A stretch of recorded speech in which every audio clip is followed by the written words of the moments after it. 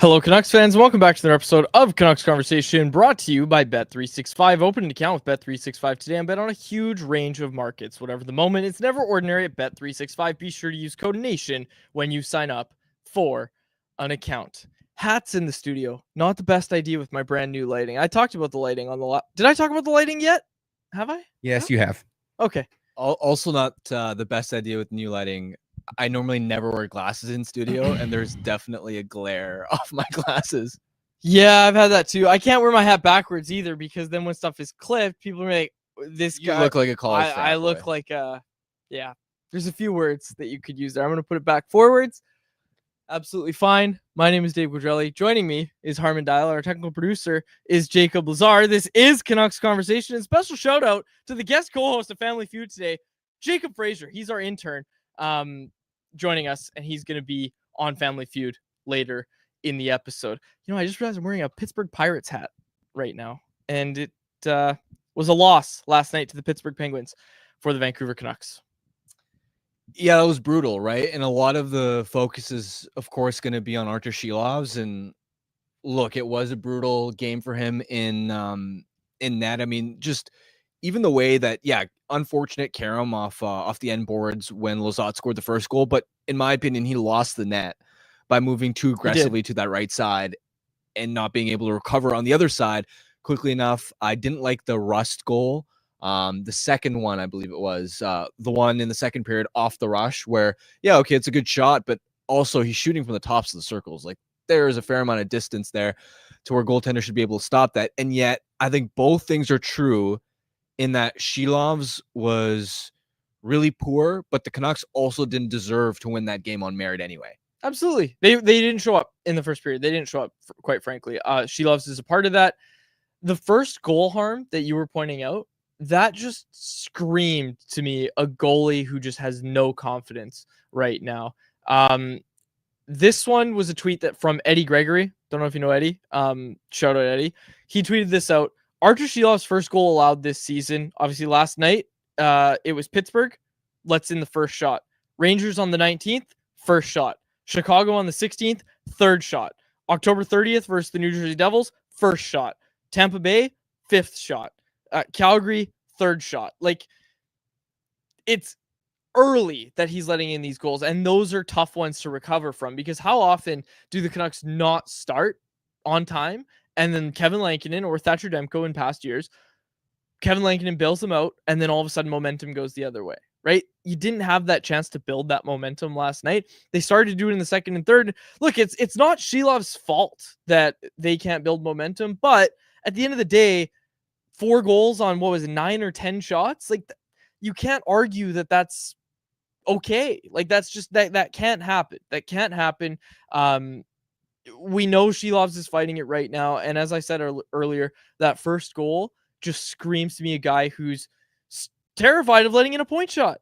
Like it was a point shot that he overcommitted on that went wide on him, but like that's a guy that's so scared of letting in a point shot, and for good reason. He's let in a lot of them this season, and hell, even in the playoffs last year.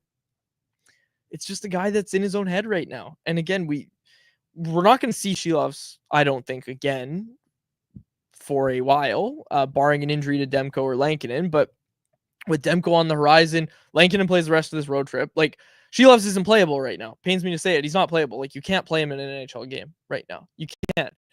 And again, Talkett never really talks about his goalies, especially when his team doesn't show up the way that they did. But let's listen to Rick Talkett post-game, where he did have some things to say about Artur Shilovs. How much is Artie fighting it right now? Yeah, he's struggling. He's got to battle. He's got to get bigger in the net and battle. It's the NHL. It is what it is. You got to work tomorrow and get his game. I know that you said I can't remember which of his games he played where you talked about his body language because he looked like he was down on himself. Do you see some of that?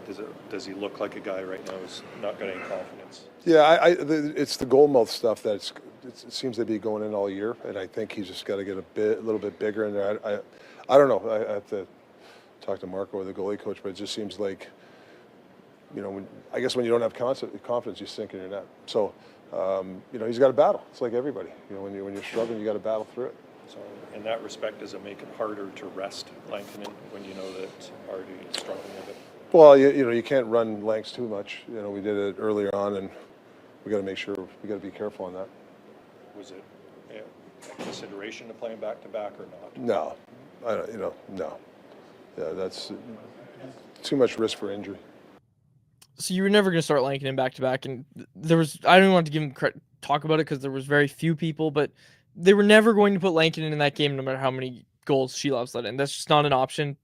You cannot risk an injury to Lankinen. Throw in a cold goal. It can't happen. Not going to happen. Wasn't going to happen. No surprise that they didn't pull him, so we don't need to talk about that, even though I guess I just did. But just not to get too technical, but I do have to disagree with Talkett a little bit. The sinking in the net stuff, I don't think that's what's happening. I think it's over-aggression, right? The sinking in the net was what was causing the point shots. We broke that down a couple months ago, but last night it wasn't sinking in the net. And maybe he meant metaphorically, like you feel small in the net, but like Shelov's was aggressive on 3 of those goals. I thought he was too aggressive, especially that first one. Like I said, he was too aggressive, and the other 2 are the net front thing. There was one where, and again, I can't recall it off the top of my head, but there was one where the puck was kind of loose in front, and I thought maybe, okay, Shelov's could have either poked at it, grabbed it, and he kind of waited, and then it was behind him. Noah Juleson was in the crease on that play. I don't know which goal it was. The Kevin Hayes rebound one? Potentially. Yeah, probably. And I think that's one of the ones where Talkett maybe means too much net mouth stuff, like right there. So again, not to disagree with the head coach too much there, but I don't think it's sinking in the net problem. Like, it's not him falling back too much and being small in the net. I don't think that was the problem. I think it was bad positioning, and I think it was a guy in his own head, and a guy that, quite frankly, did play better when he was being coached by Ian Clark. Ian Clark's not here anymore, right? So, yeah, I don't want to go too far down the goaltending path, especially with the, like, and I'm not trying to say, oh, well, if Ian Clark was still in his role, or if he was working on the ice with Artie, everything would be fine. I'm not even going to try and get into that. We don't know if that's the case. All I'm saying is that last year, Artie obviously looked better when he had Ian as his coach. So I'm not going to go down that road too much more, but just something I wanted to get off the top. Shelov's not good enough, but not sure I agree with the kind of way it was put post game. Not good enough is, I think, where we can just leave it. Another awful night for the blue line too, right? Let's not give them a pass either. Same sort of story where Hughes pair, when they're on the ice, the Canucks play well, but both bottom 4 pairs were disastrous. Soucy and Juleson got tagged for a couple goals against. And Brandstrom Myers were awful. And that's really not a promising sign. I mean, the Raquel goal backdoor, that pass should never get across, right? And it was a play where Soucy was chasing the puck carrier way too high. Way you too cannot high. be that high in the zone. Can we pull it up, Jacob? I don't know if we have it. The Soucy goal? Not at the moment, but I can try and grab that for I believe you. it's It'll take a Pittsburgh's couple second minutes. goal. Yeah, Pittsburgh's second goal. Yeah. And then even the Hayes rebound one, there's just no way that rebound should be sitting right there. No, and that's what I'm saying. Like, Noah Juleson's right there. I point out maybe Shelov's could have poked at it, but like Noah Juleson is right there with his back turned to the play, right? And that's been happening a little bit too often. We did get this as well. Vinny Desharnais's ready to play. Did you see He's got to come in the lineup. He's absolutely, and Juleson out, right? Yeah. Okay. Now a second goal against Pittsburgh, Jacob. Now we have this idea with life without Filip Hronek, because we saw a report this morning from Irfan Gafar, shout out Irf, and Elliot Friedman as well. We saw them reporting that it sounds like Filip Hronek is going to be out a while, and there was an injury at the end of the end of the game. We're throwing a lot of clip requests at Jacob right now, but the shoulder injury to Hronek, it looks like it's a shoulder injury. He gets, again, kind of like the Hughes Norris thing, not violently pushed into the boards or anything, but just goes in and clearly takes the brunt of it on his shoulder, and then winces in pain and immediately grabs at his left shoulder / collarbone area with his left hand. And that is a bad sign. And again, now we know it sounds like he's going to be out for a while. So how long that means, we don't know yet, but the Canucks have called up Mark Friedman. They've sent down Arshdeep Bains. Miss L in the chat is going to love that. I know that. Not sure if they're here today, but we'll see. Arsh Bains down to the minors. Mark Friedman up. Mark Friedman's not stepping up to play with Quinn Hughes, but he is here as a defensive reinforcement. This is a tough spot for the Canucks to be in, where there isn't an obvious solution for who should play with Quinn, right? I know a lot of people wonder about stylistically, would Eric Brandstrom be the closest thing that you could get to replacing Hronek's offensive IQ, the skating, the way that Hronek is so well able to complement Quinn offensively and really give him that that nitrous, that extra gear to dominate possession, spend as much time in the offensive zone. A couple issues that I would see with that. We know Brandstrom can play the right side, so that's not really the issue for me. But number one, would the coaching staff trust having two 5'10" defensemen on the same pair, considering the monstrous minutes that Hughes logs and is going to continue to have to carry now that the club is without Hronek as well? And number two, this is the bigger concern for me and why I would be hesitant to go to this as a plan A option is, especially with Hronek out, can you afford to stack your only two decent puck movers on the same pair, or do they need to drive their own pairs at this point? It's the thought I had exactly.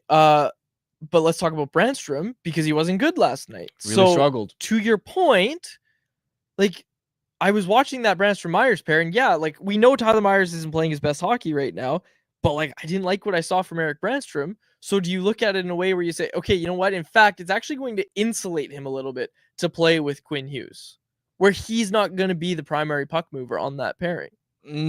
I wouldn't go to it as a plan A because Brandstrom, yeah, rough night for him last night, but overall it's been, I think, a promising start to his tenure. Yeah. I mean, among Vancouver's bottom four defensemen, yeah, he's probably been the most sheltered at this point. And he's had some But issues he has- since he's been in the top four, is my point. For sure. But like what other option do they have? Like, I don't want to think about the bottom four. If you like, the bottom four already struggles to move the puck. Now take Brandstrom away. I don't want to go back to like opening night in Calgary, where you remember what, let's say, a Forbert Desharnais third pair looked like, and Susie Myers together. Like that, just that scares me. And so I'm not married to this idea that Myers has to be the first one to stick with Hughes for the foreseeable future. But if Hronek misses some time, that is the first thing that I would go to, not because I look at Myers and go, oh, that's a great fit with Quinn, but simply because I want to see if Brandstrom can maybe continue stabilizing the bottom four. It's bleak, man. Like, I'm not going to sit here and say, no, I actually think this. Like, we're basically sitting here like, no, you're wrong. It's actually more better to shoot yourself in the left foot rather than your right foot. And let me explain why. Like, it's bleak right now. Yeah. And Well, here's the other thing, Harm. Can we not agree that this team just needs to make a trade now? You don't want to deal from a position of like, oh, we need to make a trade, but they need to make a trade. here's the thing is I don't envy the position the Canucks are in because, yeah, it's easy to say, oh, they got to add a defenseman. And yeah, they needed a defenseman before Hronek went down with injury anyway. But first, like, let's pump the brakes. We don't know how long, right? What if this is like a week or two? What are we doing? What do you Okay. mean? Okay, right. well, also, Sure, it could be a week or two. we don't have any idea of the timeline, do we? Let's operate as if it's Okay. 4 to 6 weeks. Let's Well, operate like that. even if it is, yeah, they need to kick tires as much as they can, but there isn't a slam dunk option. There's not a guy I look at on the trade market right now and go, oh yeah, I love that idea. Go get him. Yeah. Is there somebody like it's a lot easier to say we can all agree, yeah, they need somebody, but all right, who is it going to be? What are you going to give up? And are you going to look back on that trade And say we rushed and say we rushed and shouldn't have done it? Yeah. Like that's the only concern because we can go through the options and I'm sure we will in a second. A lot of people I'm sure will want to talk about Yurchek and Pedersen, all these other options. The other thing that I'll say is the best hope for weathering the storm on a potential Hronek injury is Thatcher Demko coming back soon. Mm-hmm. And now you've got a Demko Lankin in tandem. That is gonna need to insulate them. The goaltending. I remember at the start of the season when Demko first went down, and we were talking about, okay, this team is deep enough and solid enough defensively to where they don't need to rely too heavily on goaltending now. Yeah. But with JT Miller out, with Hronek potentially out, with Brock Besser just returning, with Dakota Joshua still shaking off the rust in that third line, looking promising in spurts, but not dominating as one of the best third lines in the NHL like they were last season. and Susie and Meyer struggling to this extent, like, oh yeah, they're quite reliant on goaltending right now. They need good goaltending. And I think that's going to be the biggest factor that I look for is, can Demko's potential return around the corner, can that offset the extra permissiveness of the environment in front of him? They're going to need their goaltending. They're going to need their goaltending. They're going to need Kevin Lankinen to be great. They're going to need Thatcher Demko to be great. I'll also say this, like, the stretch that worries me schedule-wise, as far as trying to weather things without Hronek, is like, look, okay, you got Buffalo, Detroit, Minnesota, Columbus coming up. That's fine. Those teams don't scare me. But that after Minnesota that, game's going to be ugly with this defense core. it's just one game, though. Kirill Kaprizov, 5 point night. Heard it here first. Go on. Maybe, but the bigger stretch that concerns me is when they come back home. Mm-hmm. And in this 2-week stretch, they've got games against Tampa Bay, Florida, Colorado, and Vegas. Now, they've also got games against like St. Louis, Boston, Utah sprinkled in. But you've got 4 powerhouse offensive teams in a 2-week stretch from December 8th to 19th. That's the stretch that worries me. So even if he is just out 2 weeks, like, that's still really tough for them to come back from. And that's exactly why you're going to need to rely on your goaltending, especially at home as well, where like Kevin Lankinen hasn't been great at home just yet. And we had the hockey guy on yesterday's show, and he brought up this idea of maybe giving Demko some more home starts and seeing how you can split the goaltending there. It's an interesting thought. We do know they're going to need the goaltending, but like, Harmon, like, let's be honest, they traded for Nikita Zadorov literally, what was it? Are there 30 days in November or 29? 30. Every year? Don't they have 29 days in November some years? No, that's February. Oh, that's February. Okay, so 30 days. So 30th, November 30th. That's when they traded for Nikita Zadorov. So it was very close. I don't know why I had to bring that part up, but Nikita Zadorov, what I'm saying is they've struck at this point in the past, like this point in the season in the past. And Harmon, don't you remember they made that Nikita Zadorov trade because Carson Soucy went down with an injury. Filip Hronek matters a lot more than Carson Soucy every day of November. I agree, but also, who's Nikita Zadorov as far as you're going to get a Zadorov legit upgrade for a 3rd round pick? Okay, not a 3rd round pick. But that's what I'm saying, right? Is we can go through these options, but if we're talking just like modest acquisition costs, like there isn't an immediate guy that comes to mind. That's not me saying it's impossible or, oh, they can't do it, but there just isn't an immediate slam dunk as like, go get that guy. You know who Shannon brought up yesterday was Ryan Lindgren. Really like some Lindgren. Rangers aren't going to do that. They're a contending team. Why would they? Yep. Why would they trade top 4 defense? Isn't he a UFA? Plus, Lindgren's been struggling himself. Like, Lindgren is doing the Soucy Myers thing right now. Yeah. So, and he's always banged up. Yes. So Shannon's idea was like, it might be a buy low option because you asked for a 3rd round pick. They're not going to do that. Like, the Rangers are trying to contend this year. Why would they trade Lindgren? Even though he's been struggling. It's like saying, it's like saying, it's like another team being like, let's trade for Carson Soucy. As much as Soucy has struggled, like, he's still a piece that the Canucks would rely on and think, oh, we need this guy at some point. Yeah. Rangers aren't going to give up Lindgren. They'll let him walk in free agency at the end of the season. Is the answer to the question of how do the Canucks withstand losing Filip Hronek, is the answer just rely on the goaltending? It may be. They don't have anything internally. Like, people in the chat were bringing, like, we saw some McWar, we saw Kudryavtsev, we saw Elias Pettersson. This idea of just call this guy up. It's not like, that's not a feasible long-term or even short-term. Like, that's not gonna move the needle. And that's what we're looking at, is how can you not even move the needle, hold the needle. Don't let the needle fall backwards is what we're talking about here. Well, also, there are, options. It's just a case of, are you willing to pay the price? Mm-hmm. Especially when it's this early in the year. I think you should be. So I think they will be, in fact, is what I'll say. I think it's like the asking price for Ivan Provorov, according to Pierre LeBrun, is a 1st round pick right now. And this is where, for me, do you want to give up a 1st round pick for like a decent 2nd pair defenseman as a rental? It's like, Provorov is a good player. He can play left side, he can play right side, but he's a rental, right? Are you at the point where you're willing to part with those types of assets for a guy that might walk away in the summer? And for a guy who is a good player, but might not be the that- perfect. And that fit. is the kind of trade that you brought up where you look back in a year, like you make that trade now, we probably look at it and say, okay, like they're better. Oh, they needed that. They needed that. And then in a year, you don't win the cup, potentially. And that's one we look at and say, yeah, like they That's a probably waste, should've made that. right? And like, you know what? We don't say it too much, but I have heard a lot of Canucks fans say that about the Elias Lindholm acquisition, right? Where they're just like, you gave up a bunch of assets, got marginally better, and what did it get you? I disagree with the Lindholm thing because he was a big part of the reason why they beat Nashville Absolutely. and went to Game 7 against the Oilers. Lindholm was last year's Rasmus Anderson. Remember, I brought up Lindholm on like October 1st. That was actually worth it. But You're not going to hear you me can't do that every criticize year. that. Also, Yes, and that's a really good point. That's a really good point. they didn't pick until round 3 last year. Is someone bringing up Zadorov in the chat? I was joking when I said Zadorov quite please clearly. no. Left Yell Around said, if you're talking about getting Zadorov back, you don't know hockey.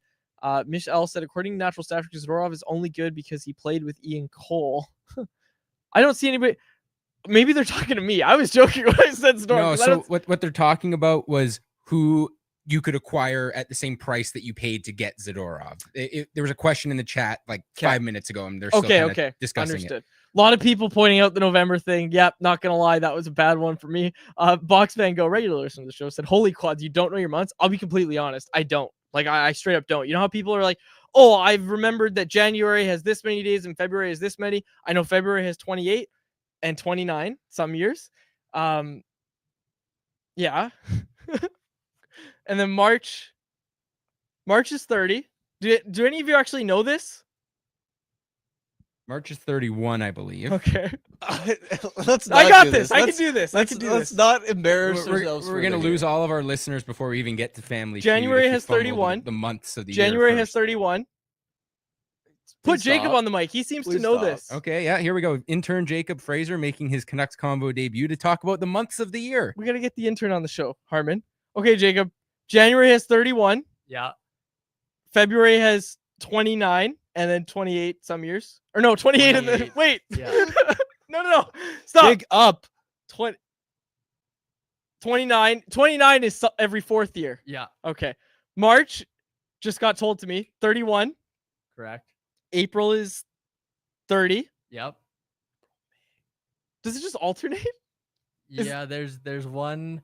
back to back? Yeah. There's one back to back during the Okay, summer. May is Losing brain 30. May is 30. No, May It's is not. 31. Okay, we're not gonna do this. Please. I'm The losing point brain is, cells. I don't know the months. I don't know them. I don't know them off the top of my head. I always have to look. Okay.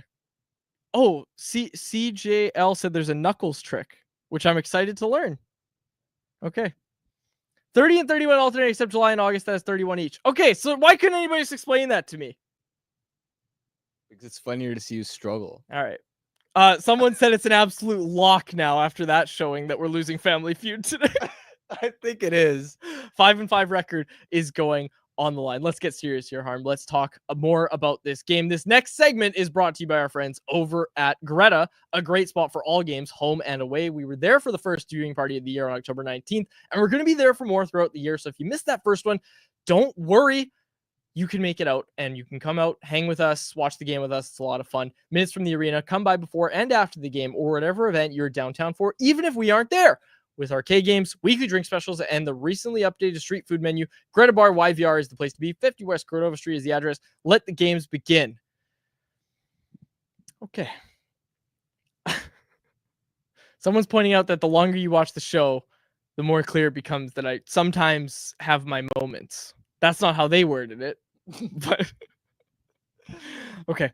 All right, let's get to the rest of this game. 3 points for Quinn Hughes, 2 for Pettersson. I want to talk about Max Sasson. I thought he looked great, and he puts up the point. He's got 2 points in 2 games. Someone pointed out in the chat that he leads the league in points per 60. Leads the league. But I really liked his game, in all seriousness. Like, I really liked his work on the forecheck. He's already got more points than Arshdeep Bains. Bains gets sent down. I think that's the right call. I think Sasson deserves a longer look. Like, I think he deserves a look and deserves to be in that spot to potentially take over where Bains is on the depth chart for this team when it comes to being a winger. I really liked what I saw from him, man. I really did. And that's 2 games now where I've really liked his game.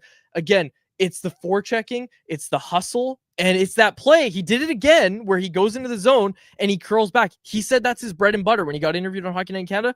Led to a goal for Teddy Bluger. I don't think that's what led to a goal last night, but he still does the move, and I like that. Like, he goes in the zone, he curls back, and he's looking for an option. He's scanning the ice. I'm liking what I'm seeing from Max Sasson. I know it's early, but I did want to give him his flowers here right off the hop. I really liked what he did. Yeah, he's definitely brought more to the table than Baines. Like you said, it's the speed, it's the physicality, the turnovers that he's able to force on the forecheck. The point now is just the sustainability, the consistency, right? A lot of times a player will get called up and they look like they're shot out of a cannon for 5 games, 10 games, maybe even 20 games, and then they just can't keep it up the same level of like motor and tenacity because it's hard. It is difficult to sustain that level of intensity 24/7. I mean, I look at Bill DiGiuseppe, right? Remember when at the start of last season, he was dominant in camp, we were singing his praises in October as like, look how good he is as the first man in on the forecheck every time. Yeah. Look how good he is down low in the offensive zone. And not that he should have stayed in the top 6 for long because clearly he didn't have enough offensive touch, but it was okay. He can be a grinder. He's quick. He's annoying on the forecheck to play against, but as the season progressed, he kind of like lost that juice. The shine wears off. Yeah. And well, also just like, I didn't notice him as the first man in on the forecheck, creating that same level of havoc anymore. And it's just because sometimes it's not sustainable. So that's the biggest thing to watch for with Sasson is, can he maintain that Energizer Bunny level for extended stretches? That's the question. A lot of reaction in the chat here about Sasson. People dropping different rhymes, which I appreciate to help me remember the months of the year. I know the months, but anyways, okay. So I really liked Sasson. Didn't like what I saw from, again, has there been a game? Actually, yeah, let's do this. Has there been a game this season where we've said, you know what, I actually liked what I saw from the Canucks bottom 4? Because in my notes, I just had like Susie Juleson was a problem. Brandstrom Myers, also a problem. Has there been a game where we've been like, I liked what I saw from the bottom 4? The LA game. I was there. That was, and that was Brandstrom Mania. Well, no, also Carson Susie was good. Oh, I don't remember that. I know because it bucked the trend of what had happened to that point in the season. And I wrote about, like Susie was, because even remember the Anaheim game was like the Canucks were dominating and yet Susie was still like stumbling, falling over, making mistakes. And it was just like when the team's playing so well against such a lowly Ducks team, how is one player still standing out for making so many mistakes? But then he rebounded the next game against LA. Unfortunately, it's been pretty bleak for him in the bottom 4 besides that. Oh, there's a good one in here from B Nuck about Michael Kesslering.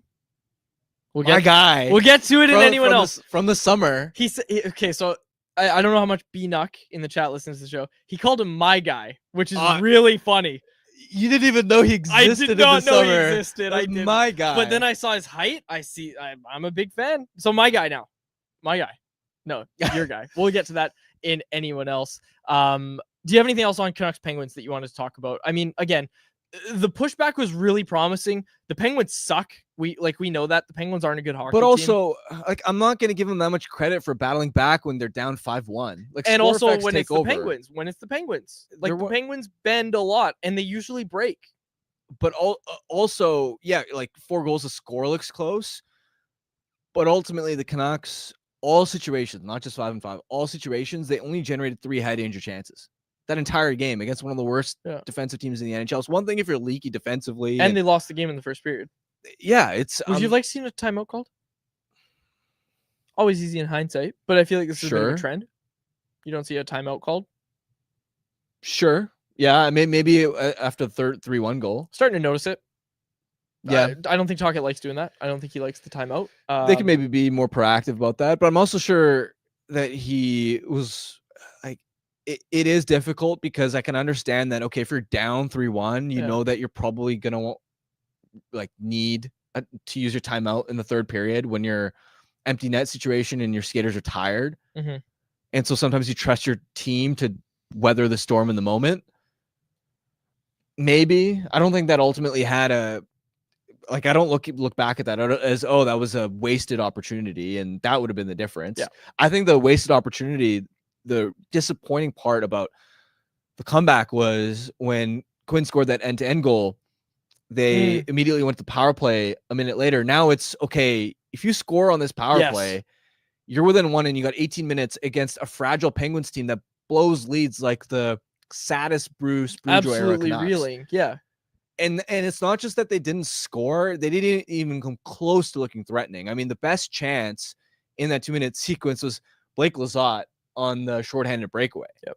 That nearly squeaked in too. Pettersson bobbled the puck after an aerial pass from Brock Besser, I believe.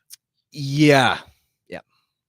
And again, Pettersson made the nice play in the defensive zone to get Hughes going on the coast-to-coast play, which, we're not slagging on Pettersson here. No need to after that game. Let's go to Family Feud. The Jacobs. I just realized that. Take it away.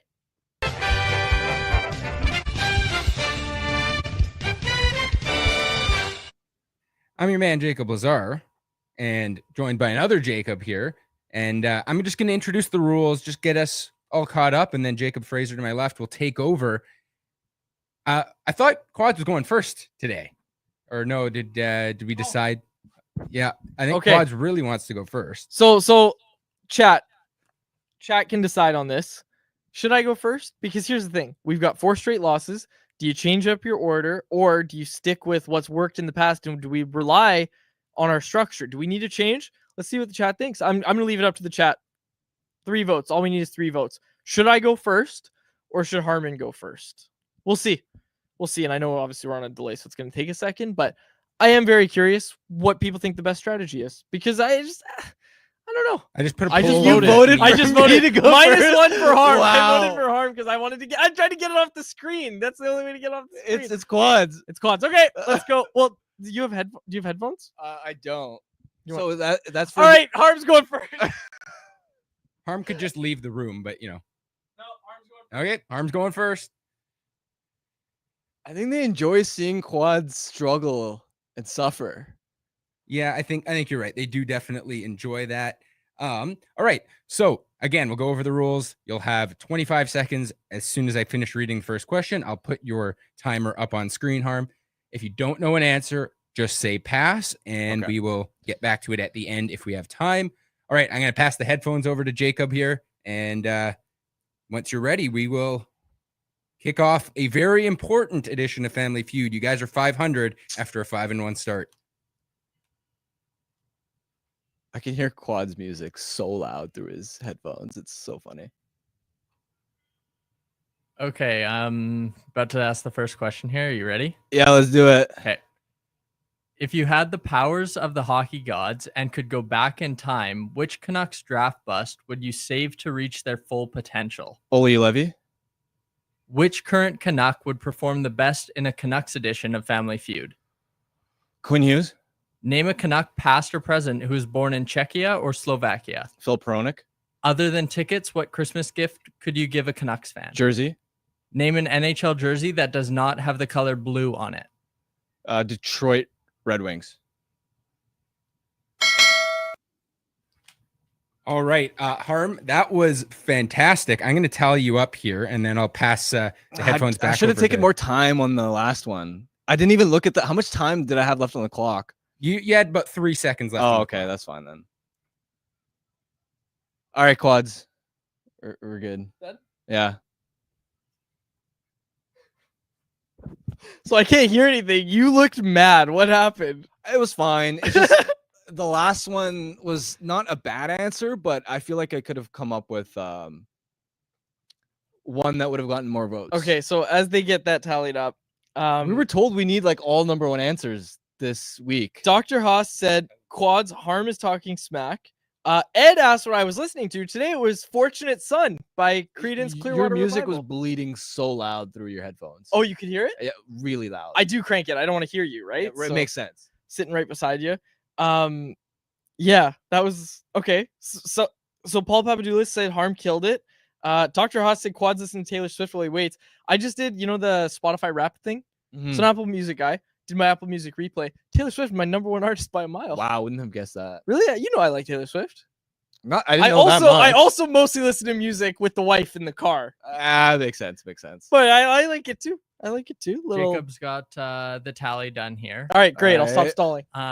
Harm, you got 183. Okay. Let's go. Oh man, I'm sweating. You can't joke this.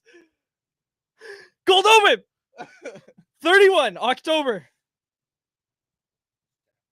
Oh man, this is gonna be tough. And I'll yes, get I do Jake listen set to a up lot here. of old Quads, music. Quads, are you ready to go? You know the rules. We'll buzz you Yep, if you give yep. an answer. All right, Jacob, take it away. All right. If you had the power of the hockey gods and could go back in time, which Canuck draft bust would you save to reach their full potential? 2016. Which current Canuck would perform the best in a Canucks edition of Family Feud? Quinn Hughes. Elias Pettersson. Name a Canuck, past or present, who was born in Czechia or Slovakia. Filip Hronek. Yuri Patera. Other than tickets, what Christmas gift could you give to a Canucks fan? A jersey. A gift card. Dude, no. What? Roger me a gift card. This is bad, Great. man. I did I'm great. sweating. Why? You just said 2016 for the first question. You didn't even. You didn't listen to the question. What? It was which? Which Canucks draft bust would you want to reach their full potential? We needed just a said player. I heard class. He said draft class. Okay, well, I'll let you answer it then. Well, okay, Which- we need a replay. I don't know if it was read wrong. Jacob's an intern. No offense to Jacob. He probably said bust, and I just misheard. I misheard. Jacob didn't screw up. All right, would you like to just give an answer there then? Tell me the question again. I still don't If you know. had the powers of the hockey gods and could go back in time, which Canucks draft bust would you save to reach their full potential? Oh, okay. Ollie Levy. Jake Virtanen. Okay, I'm gonna give it to you. I gotta Okay, tally we up need your a points replay. here, Okay, though. we need a Let's replay on only the use chat that if it because- actually matters no. in the end. Well, also no. I don't want Rewind. pity. I don't want 'Kay, pity victory. Tally it It up. has to be a Tally it up. properly earned victory. Harmon and I are gonna go back and listen to the question. Because if you misheard it, that's just on you, and we're not. I'm not letting us count those. What the points. hell? That's weak sauce. Oh, he read the question perfectly. Yeah. Okay. No. Speakers we're in not here counting, suck. We're Speakers not in here counting the suck. Buchanan one, even if we need it. We're taking the L if we take. No, if we, we're not. If we fall That's short. ridiculous. no. Okay, let's go. It's- Tally it up. Tally it dude, up. Tell no. us what we have without my answers. It's taking a while to tally it up because for the second week in a row, you did not get a single was one that I had on my awful, board. So I have man. to actually search. You didn't think why did Yuri Pavel Dimitra Oh yeah. Well, it was current. or former? Damn, I didn't hear that. You don't even. question. I was like, oh well, there's only two. and so that's and you an easy didn't one. even get to the last question. Quads, you got 2 points. Okay, Oh, give me the Oh, give me brother. the draft bus one. Give me Oh, the draft brother. bus. You want the draft? No. bus for We're Tannen not one? taking that, We Jacob. are- We are we're not taking taking it. that. We're No, taking it. no. How no, about no? Okay, We're taking the Harmon, L. Harmon says no. No. Do we We're want to? taking Do the you L. want to at least ask Quads the last question? See what he would have said. I didn't No, get all through all the we're- questions. No. We're taking the L. Hold on, I We're want to hear not- the question. Uh-uh. I want to hear Name the an question. NHL jersey that does not have the color blue on it. Flames. The Flames. Okay, so that was the number one answer. If you had gotten to that question, Jacob No. read the questions too slowly. No, he didn't. no. We're taking the L. I don't think we are. No, that's a no, win. no. Play the music. Dude, that's a no, win. no. We're not cheating. No. I appreciate Harmon here. So we'll go through everything. I really So, don't think that's cheating. Harmon got the number one answers in the first 4 questions, and he got the number 2 on the last question. So Olli Juolevi was the number 1 answer for the back in time to save and reach their full potential. Jake Virtanen was the number 2 answer. If you guys counted it, you would finish with Dude, you just misheard the 202 question, points. Quads. You can't just come That's our back and speaker say suck. If no. he came in here and stop asked making the question, I'd hear it. I'd stop hear it. making excuses. I'm just saying. Current Canucks perform best in Family Feud. Quinn Hughes was the number 1 answer. JT Miller, number 2. Tyler Myers, number 3. Generally, yeah, those it's usually three Miller guys- Myers. yeah, Miller, Myers, Hughes. Pedersen only got you 2 points on that one. Oh, that's unlucky. Yeah, that's People an in the unlucky chat one. are saying that I should get that one. How many though? It's mostly a bunch of L. I L's. just see L's. We're taking the L. Name a Canuck past or present born in Czechia or Slovakia. Hronek was the number 1. Pavel Dimitra was the number 2. Other ones on there: Peter Nedved, Yaroslav Halak, Yuri Slager, Again, I thought it was Jan current. Bulis. I thought it was current. Just don't listen. It How many said Yuri? past How or many did present. Yuri Patera get? 0. Not a single Yuri Patera. Other than tickets, what Christmas gift could you give to Canucks fan? Jersey, by far and away the number one answer, 61 points.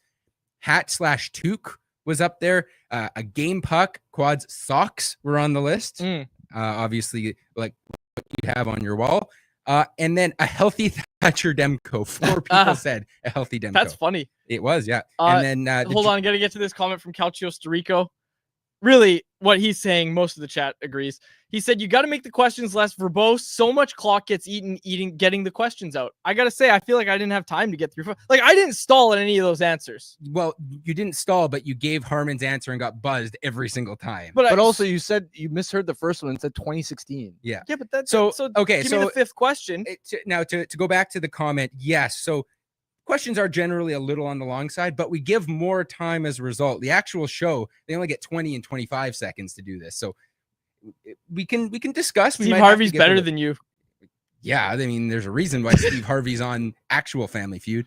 Also, I just wanted to say, someone left a comment filling out the survey about asking extra questions so that we can pick. I do that. I always ask 6 questions in the survey, and we always dump one that the data doesn't really work for. And because of that, I was able to give you guys a really easy path this week. Lots of number ones, and Harmon killed it. I'm going first next week. I'm not taking the pity victory there. No, that's fine. Not I'm going victory. first next week. Fine. I'm going first next week. It's an L.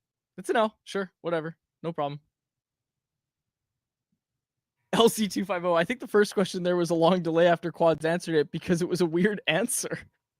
Yeah, no, that's 100% correct. It was, none of us really knew what to do because he answered with something that just doesn't make sense for the question. Too long of a delay between that second question, though, I gotta say. All right. I should 2 have points. that. You got 2 I should points. get that last question. No. That last question. All you needed was to No. not screw up one of them. Like, for example, the jersey one that I'd already given. Like, that's I'm going understandable. first. I'm going That's first. hard. That's hard. Here's the real thing that no one wants to hear. Just wait. We gave you that last question. You said Detroit Red Wings, or no? Harm said Red Wings. You I said said Flames. Yeah, so that would have given you the win. But That's what I'm saying is I should get that. No. That's okay. We don't need it. But what I will say, Jacob did a great job. Other Jacob, not you, Jacob. The Jacob that read the questions did a great job. I will say this. The thing that people should take away from this is I gave all the answers that you gave first. with the exception of the first question. With the exception of the first question. So had I heard that, I would have given the same answer as you, and I would have just gotten 183 points. I'm going first next week. This ends this week. I'm not taking the Fumbelina Fraudrelli in the chat. That ends next week, and Harmon's gonna put up 2 points, and I'm gonna love it. Okay, let's get to anyone else. So salty. A little bit. I should be the one that's salty. You choked the lead for us. I answered all the same questions that you did. you also gave Yuri Patera instead of like Pavel Dimitra. That one I messed up. But again, I misheard. Anyways, all right. And you gave a 2016. Whatever. Like, we didn't even hear the first question I properly. didn't hear it right. Yeah, Our all you needed to do was speakers. hear that properly and give like a Jake I'm- Fratena. That's an instant easy. I'm not saying I going said second is Jake easy, for 10 and after the buzzer. but remember the assignment here was like 17 points. It wasn't to get 100. Yeah, plus. I know. And I would have got anyways, whatever. I should be the one salty. I'm actually offended that you're salty. No, you shouldn't be. I think I should be saltier. Let's get to anyone else. Why? Let's get to anyone else. This Which is is- presented by White Spot. This is like Hey, let me get the White Spot read. Let me get the White Spot read. Harmon hates White Spot. At White Spot, they're all about enjoying great, comforting food and spending quality time with loved ones. With the new comfort menu, White Spot is focusing on cozy, satisfying flavors that are perfect to enjoy with family or family feud partners. Available now and developed by the White Spot culinary team, the comfort menu is filled with warm, indulgent dishes designed to make you feel right at home. The new menu features mouth-watering new additions like mini Yorkies, the braised beef burger, the homestyle pot roast, and backed by popular demand, the iconic chicken pot pie. Bring your family to White Spot for a delicious meal, perfect for the season. Visit your local White Spot today. You ever had? Are you a this? poutine guy? Hold on, stop. Oh. We're not moving past this. You being salty is the equivalent of like Carson Soucy this season being mad and upset when he's been playing really poorly. Like the rest of the team has the right to be upset, not Carson Soucy. I don't even say we because apparently you're not on my side. I was robbed this week, and anybody who's seriously looking at it and isn't in on this joke about it's so fun, losses in a row. Like All I see are L's in the objectively, chat. yeah, I know. Objectively, like people are gonna look back on it, feel bad about themselves for being so wrong about this. No, they won't. Yeah, I was robbed. It's okay. I'm not. No big deal. I was robbed. I was absolutely robbed this week. But anyways, doesn't matter. What was that 5 losses in a row? And again, let me also make it clear. I haven't been like ripping you. What? I haven't been like ripping you hard. Why does Like, it feel don't that think- way? Because you're taking it personally and you're taking it from the chat, maybe. I am taking it from the chat. Like, I of course, I've given you a couple. we should have chirps. gotten that last question. That's all. The last thing I will say is you're worried about the last question, the first question, those 3 questions in the middle. If you had picked any of about 18 different answers, you would have had enough I'm points more to win. mad that you're this upset than your actual performance, if that makes sense. Yeah. Okay. Like, I think you should just take the L. Jeremy if you take Lee- the L, I will not get like if you There's just no took the- chance that's happening. I'm not going to. I'll stop talking about it. It's But just I'm making it going home. worse. I'm going home, and when I do my debrief call with my grandpa, you won't believe what they did to me at work today. No, I got absolutely robbed on Family Feud. Yeah. Like the world's smallest violin. Jeremy Lee in the chat. Don't worry, 3 of us support you, Quads. I did count about 3 people that supported me. And yes, Karen Versation asked if that was my Woody shirt. This is my Woody costume. I got it. Yeah, it's a good shirt. It's a good shirt. Okay, and thank you for the super chat, Jimmy Honeywell. He asked where we got that sweet shelf in the back. I'm liking this guy. I don't know where we got it, but I'll tell you who installed it. Me. And the lights. But I guess you guys want to take those away from me too. Anyways, let's go. We actually have a lot in anyone else, so let's get serious All here for the right. final 10, 15 minutes of the show here. Let's get to this one from Calcio Storico, one of the reasonable people in the chat. He said, is it a blessing or a curse that the Canucks have started the season playing against mostly weaker teams with so many guys missing from the lineup? Harm, we've talked about this before. This is a blessing through For and sure.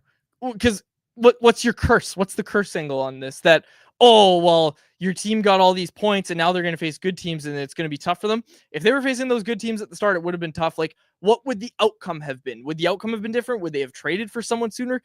I guess maybe, but really, at the end of the day, like, go ask teams whose teams, go ask their fans how it was playing teams that were really good to start the season. Nobody's looking at that and saying, oh, that was a blessing. I'm so glad we got to see what our team is really like. Like, no, you want to bank those points at the start of the year. And historically, like, we know this, the good teams typically start to heat up in the back half of the season. That's usually what happens. As the playoffs get closer, the good teams start to ramp up, especially when they're playing other good teams. Look at the Oilers, for example. So yeah, to me, it's absolutely a blessing that the Canucks had weak opponents start the season. We don't even need to spend too much more time talking about This one from Brad. Should Talkett bite the bullet and start playing Petey and Hughes together as part of a 5-man unit instead of keeping them separate? I'd have to look into the data to see if that's noticeably shifted. I don't think it needs to necessarily be a hard match that when the Pettersson line is on the ice that you need to make a concerted effort to also have Quinn Hughes, because I mean, at this point, those are your 2 best play drivers. And given how shorthanded they are right now, I can understand the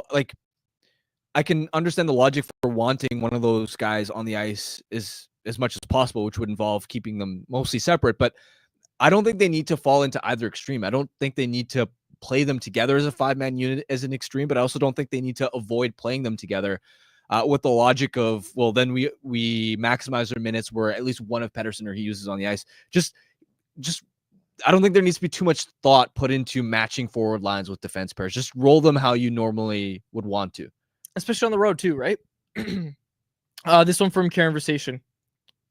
Should the Canucks look at the Senators' blue line if they're considering trading a major piece? You know who I saw got brought up today, Harm? Not sure if it was in the chat. Not sure if it was on Twitter or where I saw it. Travis Hamonic. Oh, stop. He's been brutal. No. I'm not saying go get Travis Hamonic. I'm saying that it's so bad that I'm seeing Canucks fans legitimately bring up Travis Hamonic as an option of he can't be worse than what we have right now. Yeah, that's what I'm saying. And yeah, let me tell you, he can be. Is it a hot take to say Travis Hamonic is the best of the bunch to play with Quinn Hughes right now? He played really well with Quinn Hughes historically when they played together. No, Travis Hamonic is not a top 6 defenseman at this stage. Ask any. And I mean, one of Jake all Sanderson Senators. struggles also. Like, hasn't he spent most of his minutes with Hamonic? I haven't watched many Senators games. Some, not a lot. Okay.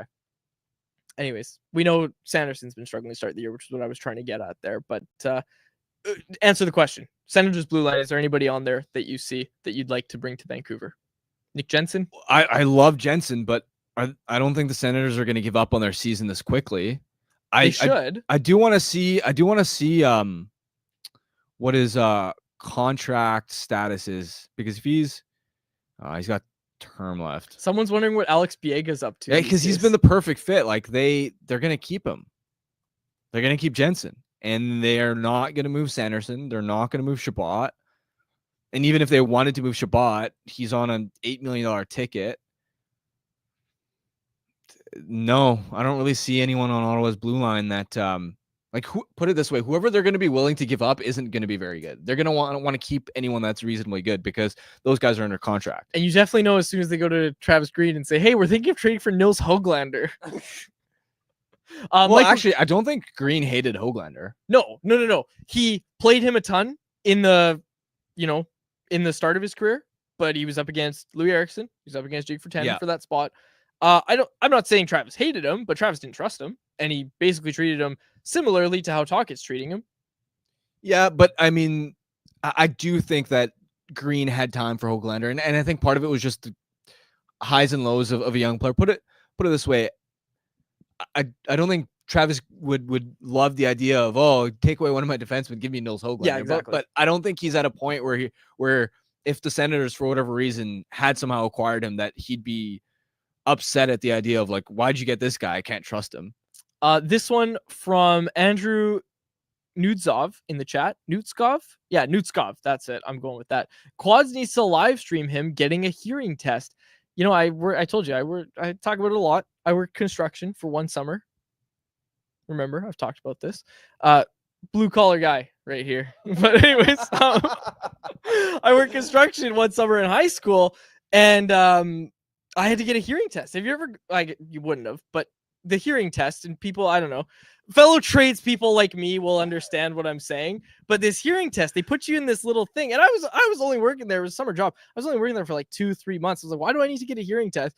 I don't think I did very well in the hearing test now that I think back to it. There's definitely times where I don't hear super well, so maybe I should go get a hearing test. My hearing's not very good either. But better than mine, apparently. Yeah. Family Feud would suggest that. Okay. Jeremy Lee, which struggling team has the best defenseman that the Canucks can trade for? Oh, geez. And again, here's something while you think about your answer, because I've tried to think of this question, and the one thing that I always come back to is the murky middle is as murky as it's ever been. There's so many teams, and go try to pick out who's going to be a seller at the deadline right now. Anybody listening to this show, think in your head about right now, and in past years, people might not think so, but we know the answer typically at this time of year. Okay, this person's going to be seller. Folks, it's U.S. Thanksgiving today, and this is the benchmark of, okay, who's going to make the playoffs by this time because it's whoever's already in a playoff spot. They're basically going to make the playoffs. There's not that level of clarity right now. There's too much of a murky middle. So, you go look at the bottom teams, the Islanders, for example, who aren't doing well this year. Are they going to be sellers at the deadline, Harmon? I don't think so. I don't think they're going to be sellers at the deadline. You look up and down the lineup. I know the Predators talked about this Barry Trotz emergency rebuild plan, but really, what does that look like? Are you moving a young defenseman, or are you moving someone that the Canucks would actually want to have from you with the Nashville Predators? I don't think so. So my point is that your list of bottom feeding teams is small. I can tell you one, the Pittsburgh Penguins, and we know the guy on that team is Marcus Pettersson. Yeah, looking through the rest of the bunch, there just aren't very many.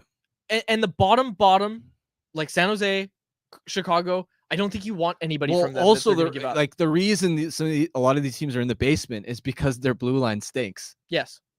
So it's trying to get help from teams that are already struggling in the area that you need help in, right? Montreal's got Mike Matheson. I was looking at the San Jose blue line. Cody Cece's on there. No. Jake Wallman is in San Jose, and he's having a pretty good season as well.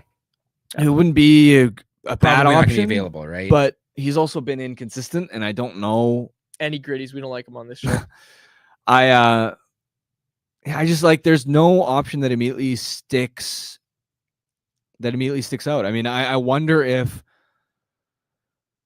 Here's like look at CJ, like look at CJ's trade board, for example. Let me just run through. So like I'm not just like, oh, there's nobody, but let me run through the names, and you can see that the defensemen just like aren't that appealing. And I'm not saying any of these guys are like, oh, they shouldn't even consider any of these guys, but like Ivan Provorov, decent player, but that would be a lot to give up as far as a first round pick to get a rental for a player who's good, but is not gonna be this dynamic game breaker for this blue line and all of a sudden fix things. Marcus Pettersson, we've talked about him before. He's a good player, but doesn't necessarily solve their puck moving needs. Like the more I thought about Pettersson, it's just, for example, if you went out and acquired Pettersson now, it'd be great Hronek replacement in the sense that you could actually play Pettersson on the right side with Hughes. Yep. Pettersson's got history playing with offensively gifted partners. Great. But when Hronek comes back, now then can you trust one of Hronek or Pettersson to drive their own pair? I don't know. And again, acquisition cost is going to be high. It's a rental. Like it gets dicey. Cam Fowler makes too much money and is. It's a risk. We've talked it's a about Cam risk, Fowler on the right? show before. It's a risk. You don't know if he's going to bounce back the way and play the way he has in the Jiricek, past. I wouldn't mind. Like, what's changed on the Jiricek front is that some people brought up Jiricek in the chat. So originally people were talking about they wanted a blue chip elite. We prospect, saw the report from Rick Dollywall Nylander, that like they wanted Nylander. Nylander, and they told the Canucks, you don't have the prospects to get this done. Well, turns out nobody wanted to give up those prospects. And so now it's changed, right? Like Aaron Portzline, who covers the Blue Jackets, said this in an article yesterday. Team source told The Athletic on Tuesday, not yesterday, that he was willing to consider trade package that would start with a first-round draft pick, but may also include a depth defenseman. Now, it's easy to say, oh, the Canucks should be in the bidding for this now. The problem is, look at the list of teams that are reportedly in on Jiricek and compare what type of first-round pick, the value of the first-round pick the Canucks would be giving up relative to these other teams. So this is CJ, I believe, reported that Minnesota Wild are the front runners. Their draft pick's also going to be late this year, but other teams that you brought up, Nashville, Pittsburgh, Vancouver, Philadelphia, and Montreal. Tell me, if you're the Columbus Blue Jackets and you're selling Jiricek, do you want a first-round pick from a team like the Canucks that is very likely going to the playoffs and is likely going to be drafting in the back half of the first round? Or do you want like Montreal or Philadelphia or Pittsburgh's first-round pick or Nashville's first-round pick? And we all know the answer. And people say, oh, well, what if you build a package on like first-round pick and Höglander? Well, Blue Jackets are overflowing with young forwards. I don't even know if they would have an interest in Nils Höglander. Not because he isn't a valuable trade piece for another team that's out there, but just because they have so many young forwards that it's already been in training camp. It was tough for them to narrow down their numbers, right? Like they need more elite talent at the top of their lineup, but they're overflowing with like top 9 winger options. And none of them are very good. Like none of them are exceeding that level of like, you're a top line guy. Like none of them are doing that just yet. So when you're Columbus, again, you're looking at different trade packages, and you brought it up because the idea of a first round pick from the teams you mentioned, like the Philadelphias, the Pittsburghs, you know where those are going to be.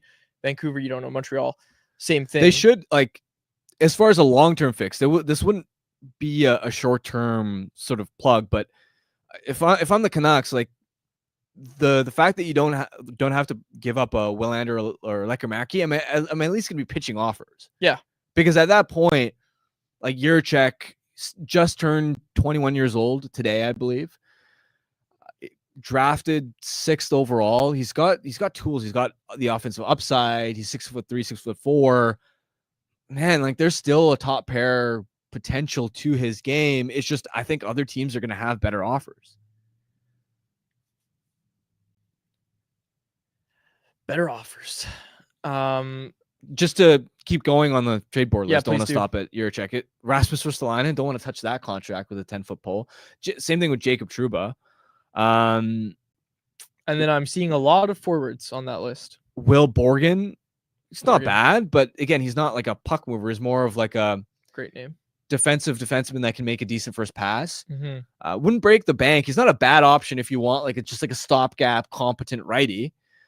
But he's not going to be like, put it this way, if you acquire Borgen now, which by the way, Seattle's also not out of the playoff hunt quite yet, so they may not even be willing to go there. But Borgen would be like your temporary patch solution. You would still need to go out and acquire another defenseman if you wanted a legit top 4 piece as far as like planning a blue line for a deep playoff run. Mike Matheson, I think he's a good fit stylistically. Really good puck mover, but what's it going to cost you? Given the extra year of term left, CC, don't want to touch him. Byram, yeah, again, this is like, the one what's it that gonna interests take? me. This is the one that interests me, man. Bowen Byram. He's also a piece that the Sabres don't have to move, though. And that's where, like, the injury history is a question mark, too. I believe in the talent, but he's going to cost a lot at the end of the season as an RFA to extend. I'd be looking into Byram, but what's that trade package going to cost? I don't think it's, again, I don't think a package around Höglander is going to it's not going to get you Bowen Byram. Yeah. So there are options. Like, the point I'm trying to make is there are options. They should be active, trying to make these calls, figure out what the asking price is for some of these guys. But right now, the overall point I'm trying to make is I don't envy management's position. It's easy to play armchair GM and say, oh, well, like, there are some names potentially available.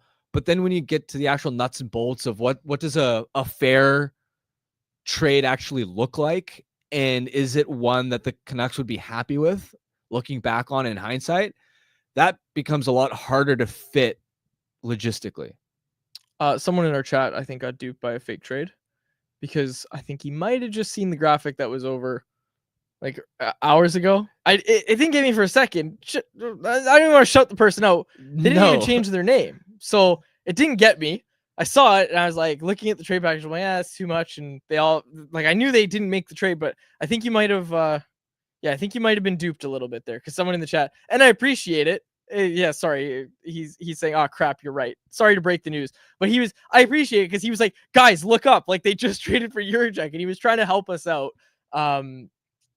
But yeah, I will say the graphic was photoshopped. The graphic looked pretty believable. Yes. And I'm not, some people in the chat thinking Nucks for Cup here is trolling. No. I think he just actually got fooled. Yeah. So like, yeah, no, it's like, okay.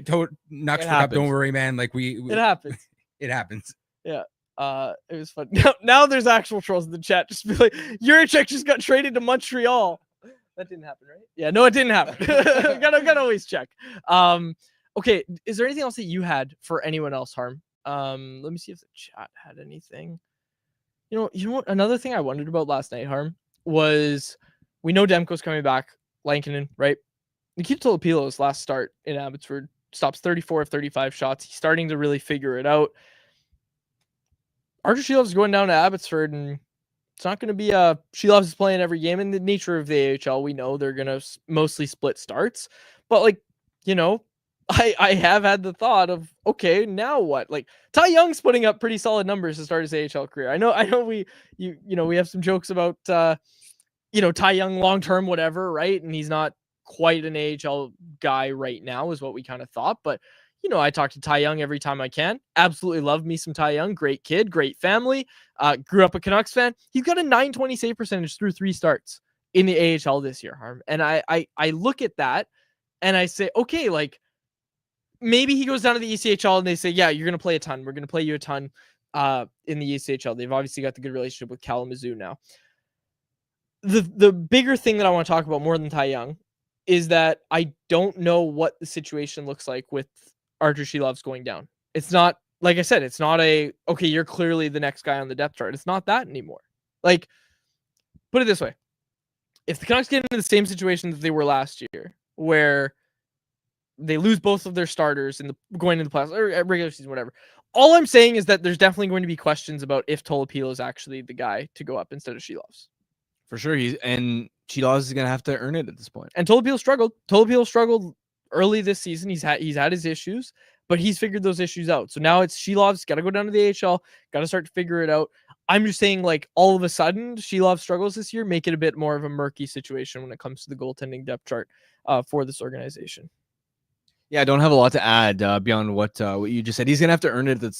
Earn it at this point, even to get.